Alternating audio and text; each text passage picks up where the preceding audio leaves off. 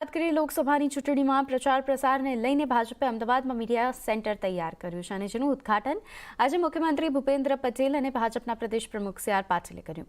આધુનિક સુવિધાઓથી સજ્જ આ મીડિયા સેન્ટરમાં પત્રકાર પરિષદ માટે વિશાળ સંખ્યામાં લોકો બેસી શકે તેવો રૂમ, નેતાઓ અને ટીવી ડિબેટમાં બેસી શકે તે માટે 2 બૂથ પણ બનાવવામાં આવ્યા છે અને મીડિયા મોનિટરિંગ રૂમ પણ બનાવવામાં આવ્યો છે।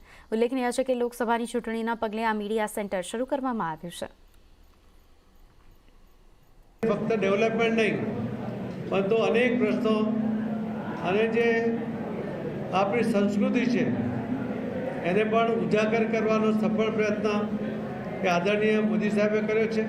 એમણે છેલ્લા 10 વર્ષની અંદર 140 કરોડની વસ્તીમાંથી 25 કરોડ લોકોને ગરીબી રેખામાંથી એ બહાર લાવ્યા છે। આવા અનેકવિધ કાર્યક્રમો દ્વારા લોકોની સુખાકારી માટે, લોકોની સગવડ માટે, આ દેશના વિકાસ માટે, દેશના વિકાસની સાથે સાથે તમામ રાજ્યોનો પણ વિકાસ થાય એના માટે ખૂબ પ્રયત્નો થયા છે।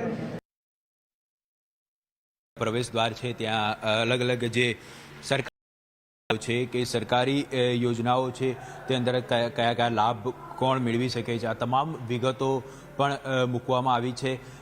નીચેના જે ગ્રાઉન્ડ ફ્લોરની વાત કરીએ તો ગ્રાઉન્ડ ફ્લોર પર એક પ્રેસ કોન્ફરન્સ રૂમ પણ તૈયાર કરવામાં આવ્યો છે કે જેમાં વિશાળ સંખ્યાની અંદર લોકો ઉપસ્થિત થઈ શકે, એકઠા થઈ શકે તે પ્રકારની વ્યવસ્થા છે તે કરવામાં આવી છે।